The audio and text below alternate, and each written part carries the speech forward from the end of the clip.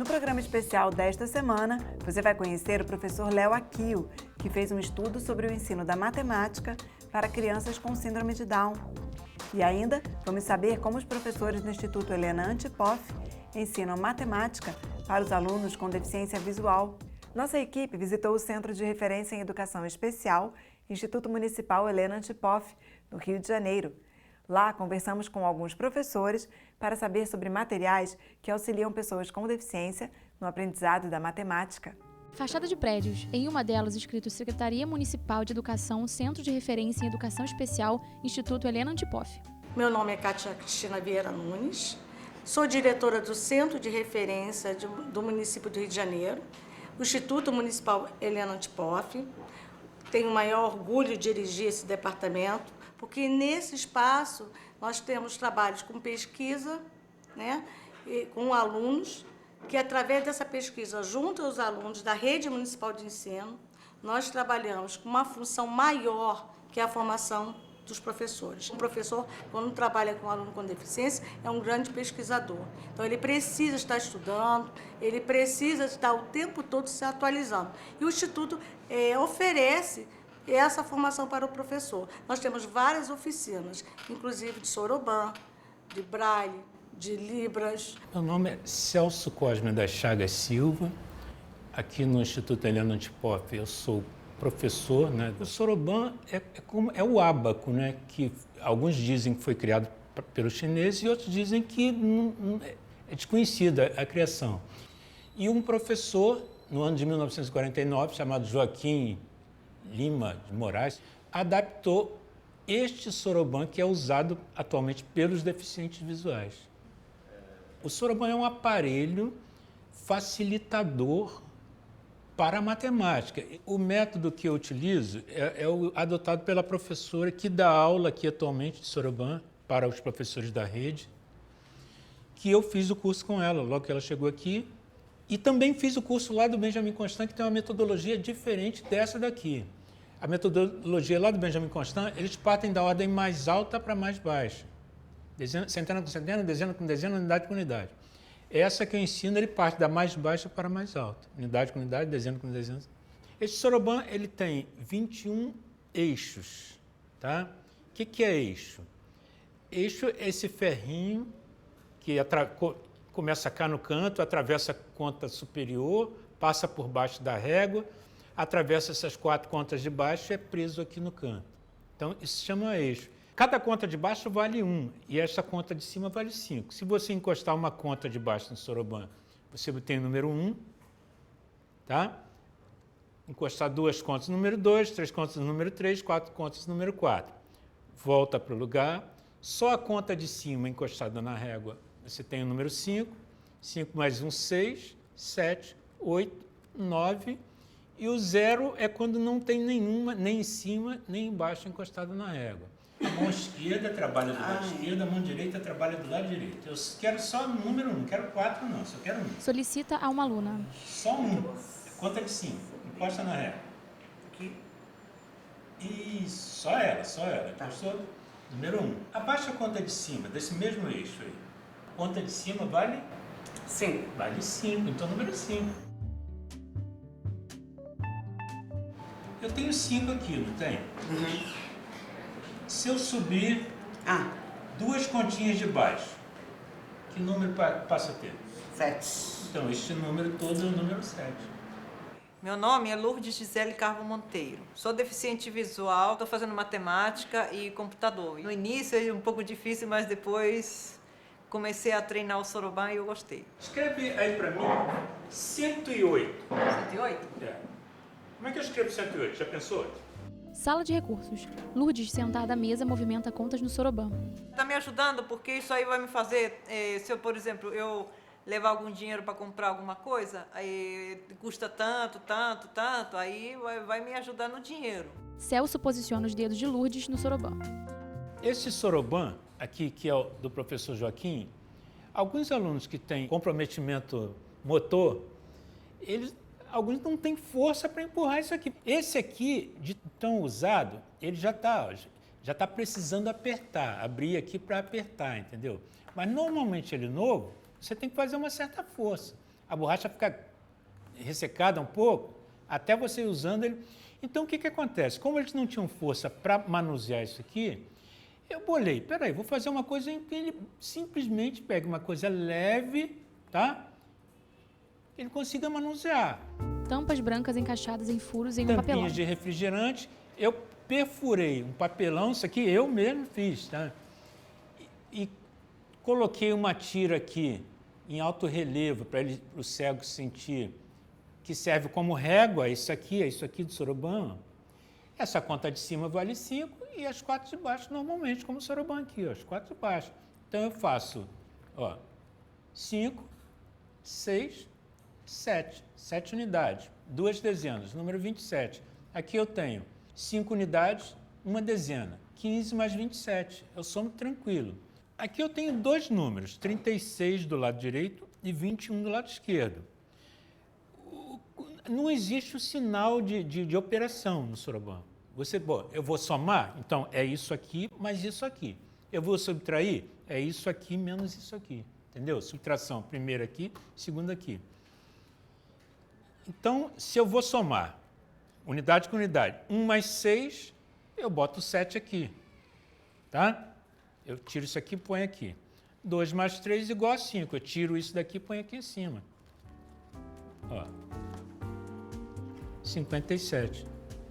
Celso retira cilindros pretos emborrachados de uma placa de EVA com furos, simulando o soroban.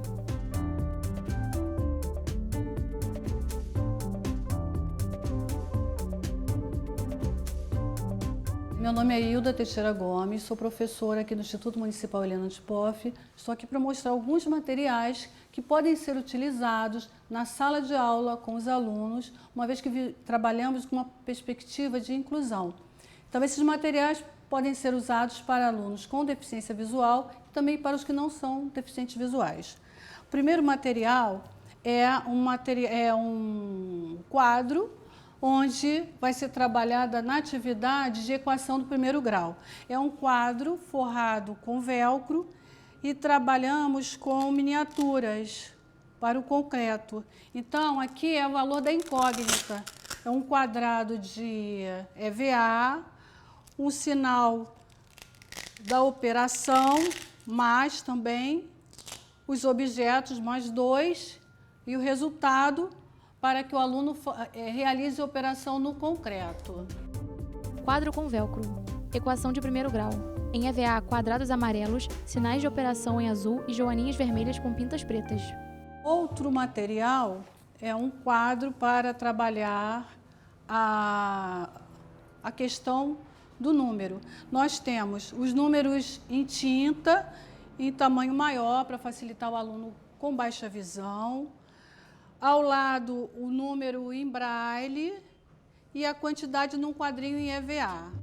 Em um quadro, quadrinhos azuis numerados de 0 a 9, com bolinhas brancas representando os números em tinta. Temos um outro quadro, que é um quadro com medidas de massa e medidas de comprimento.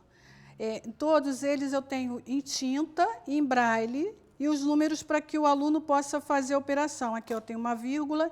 Então, para aquele aluno que está aprendendo o sistema de numeração, trabalhando com a vírgula, né, tanto nas medidas de massa, como quilograma, grama, nas medidas de comprimento, de quilômetro, metro, centímetro. Quadro com velcro dividido horizontalmente em unidades de comprimento. Gostaria de convidar todos para conhecer o Instituto Municipal Helena Antipoffi. Tenho certeza que essa troca de experiências, esse diálogo se faz necessário, e eu deixo aqui o nosso telefone, operadora 021, telefone 22349711. Kátia Cristina, sentada à frente de um computador, olha em direção à tela segurando o mouse. Do meu jeito. Meu nome é Luciano, eu tenho 28 anos, sou tetraplégico desde 2002, depois de um acidente, e atualmente eu sou artista plástico e jornalista, e hoje eu estou participando do quadro Do Meu Jeito do programa especial. Luciano sentado em uma cadeira de rodas com uma mesinha colchoada sobre as pernas. Acima da base, 2 controles remotos. Luciano com um pincel na boca. Para assistir televisão e para almoçar, eu utilizo uma mesinha com um acolchoado embaixo e uma tábua de material reciclado. E aí eu coloco tanto o controle quanto, às vezes, também um livro, né? Então me facilita bastante para poder ligar, mudar o canal, e a altura dela é propícia para que eu não tenha que abaixar muito para mexer no controle. Ele coloca a haste com borracha na ponta sobre a tecla de um dos controles remotos, televisão com ícone de volume. Essa haste é uma haste de alumínio com um bocal feito de plástico, e eu coloquei um pincel cortado com uma borracha, aquelas borrachas que utilizam em lápis na ponta. Essa borracha ela dá aderência o suficiente para poder manusear o controle, mexer no controle. Mão do Luciano em cima de uma alavanca acoplada à cadeira motorizada. A minha cadeira também tem uma adaptação, porque eu sempre quis ter uma cadeira motorizada depois do acidente, mas eu só conhecia o joystick no queixo. E como eu tenho uma alergia no rosto, me incomodava bastante utilizar a cadeira com queixo. Então, um amigo que tem a mesma lesão que eu utilizava a cadeira com a mão, e eu comecei a ver como ele fazia. 2 suportes, sendo que um deles tem um leve corte antes do final, antes da mão, e nesse corte eu coloquei um joystick com uma base maior que permite que a mão fique bem encaixada ali e faça todos os movimentos sem que ela saia do lugar. E isso me deu bastante liberdade. Movimentando o joystick, ele anda pela sala. A minha mãe saiu agora, mas já deixou tudo pronto aqui para que eu não tenha necessidade de nada. Então, um computador, uma caixa de papelão com plástico aderente para colocar o teclado, de maneira que ele não caia. Essa haste de alumínio, um suporte de acrílico com 6 furos, que eu coloco o adaptador de boca, e o telefone, que eu consigo tirar do gancho com essa haste, atender, ligar, e o controle da televisão, que fica em cima do telefone para eu poder mudar os canais da televisão. Atende com a haste. Alô? Alô, Luciano? Oi, Tá tudo bem aí? tudo bem, mãe? Coloca o telefone no gancho. Depois do meu acidente, quando eu entendi o que aconteceu comigo, eu comecei a buscar todas as formas de ser o mais independente possível, dentro das minhas limitações. E aí eu comecei a desenvolver várias formas de poder fazer as coisas sozinho. E isso tudo me dá muita alegria, muita satisfação, porque cada coisa que eu consigo fazer sozinho é uma libertação. Então, essas adaptações são fundamentais na minha vida, na minha autoestima, na minha independência, em tudo. Com a haste na boca, Luciano aciona o teclado. Léo Aquil é professor doutor em matemática. Ele escreveu uma tese que aborda o ensino da contagem e das primeiras noções numéricas para crianças com síndrome de Down. Léo falou sobre esse estudo. Acompanhe. Sala de aula. Homem sentado à mesa digita no teclado de um notebook. Meu nome é Léo Aquil Yokoyama. Quando eu entrei no doutorado, eu queria fazer alguma coisa com os anos iniciais. A minha orientadora, ela tem um projeto chamado Rumo à Educação Matemática Inclusiva. E aí ela me disse o seguinte: bom, já que você vai fazer alguma coisa com os anos iniciais, por que você não faz alguma coisa relacionada a alguma deficiência? Eu fui buscar na internet alguma coisa relacionada, né? E eu encontrei um artigo que dizia que as crianças com síndrome de Down têm, em particular, dificuldades com contagem. Aquilo me intrigou, né? Ou seja, as crianças tinham dificuldades de contagem até 10, por exemplo. O título da minha tese é uma abordagem multissensorial para o desenvolvimento de número para as crianças com síndrome de Down. Minha primeira preocupação foi dar significado para a sequência padrão, para essa sequência numérica padrão, né, de 1 até 10. Eu precisava dar algum significado concreto para eles. Então, a primeira atividade que eu fiz foi pedir para eles pegarem esses cartões, né? Então eu mostrava para eles, por exemplo, perguntava: que número é esse? Aí eles respondiam 2. Isso eles não têm dificuldade nenhuma, tá? Por quê? Porque a memória visoespacial deles é intacta. Eu perguntava para eles: que número é esse? 6. E aí espalhava esses cartões aqui, né, na frente deles, e pedia para que eles colocassem em ordem. Em cima de uma mesa, cartões azuis com números em amarelo. Acima dos cartões, placas coloridas com a quantidade de furos correspondentes aos números. Essa estrutura do Numicon é interessante porque ela é uma estrutura de 2 em 2, né? Então, a partir dela, por exemplo, você pode definir número par e número ímpar, né? Então, fica muito fácil de definir número ímpar ou número par, né? Então, o número ímpar seria o número que sobra 1 e o número par é o que não sobra nenhum. Então, eu perguntava para eles assim, bom, que número é esse aqui? Eles falavam normalmente, facilmente 8, 7, e eu espalhava também na mesa, né? E aí, eu pedia para eles relacionarem as peças aos números que eles formaram na primeira atividade. Aí eles pegavam as peças e tranquilamente também conseguiam relacionar aos números. E aí, numa outra atividade, eu recolhia os números escritos e deixava espalhado as peças do Numicon e pedia para que eles organizassem na ordem, né? Então, começando pelo 1, às vezes, então tinham estudantes que começavam pelo 1, depois vinha o 2, depois o 3, mas também tinha estudantes que começavam pelo 1 e pelo 10. Isso é muito interessante, ou seja, o professor tem que estar atento porque cada aluno aprende de uma maneira diferente. A criança tem a possibilidade de enxergar a sequência numérica com uma visão global. Então, qual é a lógica que nós podemos observar aqui? A lógica é que da esquerda para a direita, ou seja, do 1 até o 10, os números eles aumentam de 1 em 1. Né? Ou seja, você consegue ver uma escala crescente. Seria muito complicado se a sequência numérica fosse algo aleatório, né? Que cresce, depois decresce, depois... Então, existe uma lógica aqui. A lógica é de ter uma sequência crescente. Léo coloca placas coloridas acima dos cartões azuis com algarismos arábicos.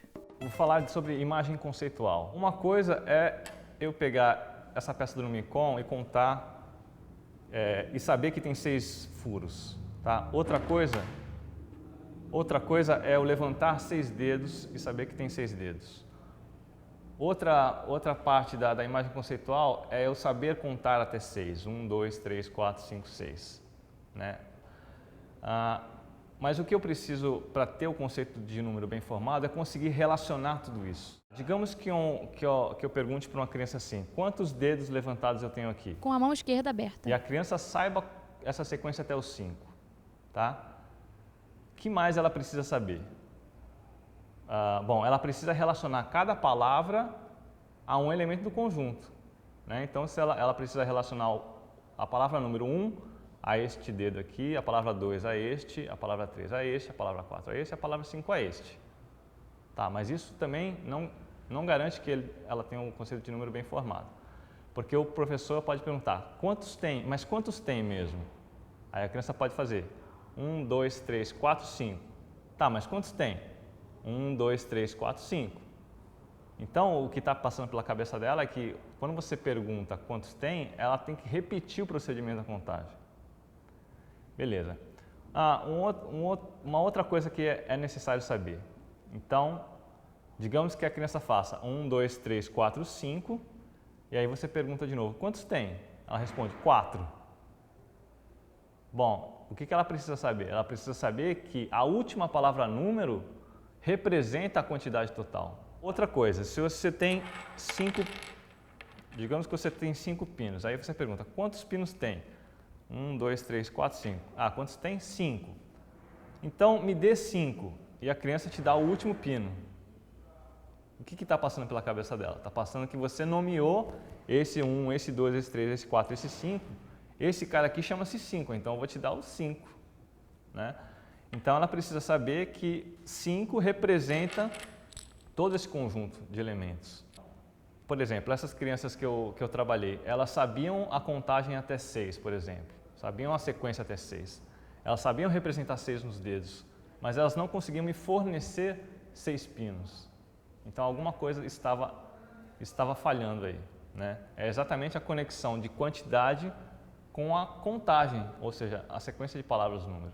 Então, a atividade que eu criei linka essas duas coisas. Né? Então, o que é atividade? Eu coloco na frente do estudante uma área, né? Pode ser papel, pode ser um barbante, ou seja, uma área delimitada, tá? Do lado esquerdo eu coloco vários pinos, não precisa ser pinos, pode ser pedras, pode ser qualquer objeto manipulável, pode ser cubos, né? Bom, então eu pego uma peça do Numicon, que é uma peça de plástico, né, no formato quadrado, e tem 4 furos organizados de 2 em 2, né? Eu peço para que eles me digam que número essa peça representa, e aí ele vai me dizer 4. Léo encaixa a peça com 4 furos na placa de plástico branca do Numicon. Então eu peço para ele colocar nessa área que eu delimitei por um barbante, esses pinos aqui que estão à minha esquerda, né? Então o objetivo dele é colocar a mesma quantidade nesta área que a quantidade de furos do Numicon. Eles tentavam no olhômetro, né, fazer uma estrutura parecida com 4 e sem contagem. Aí falava tá pronto, né? Quando eles achavam que estava pronto, eles falavam tá pronto.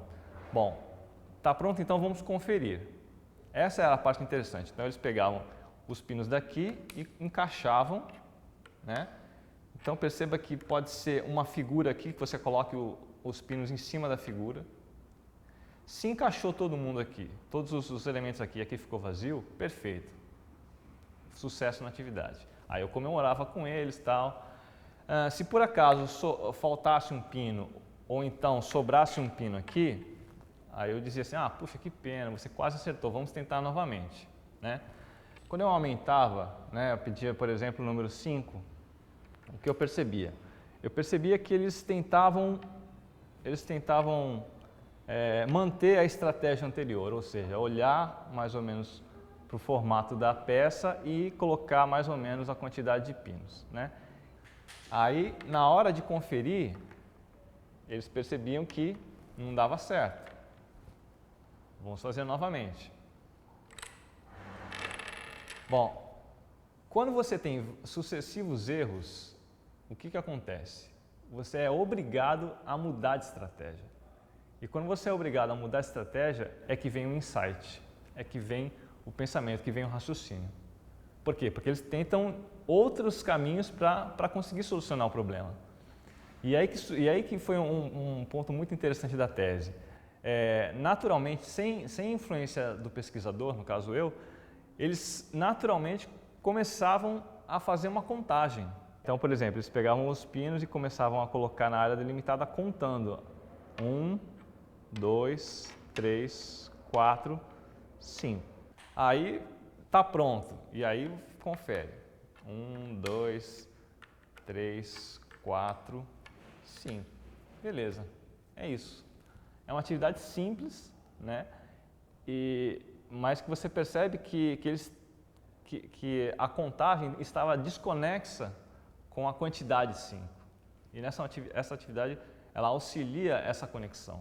O que nós queremos é pessoas autônomas, né? Então, as crianças com síndrome de Down, por exemplo, elas teriam dificuldade de receber um troco e de conferir um troco, por exemplo, né? Então, se elas não sabem o conceito de número, isso fica praticamente impossível, né?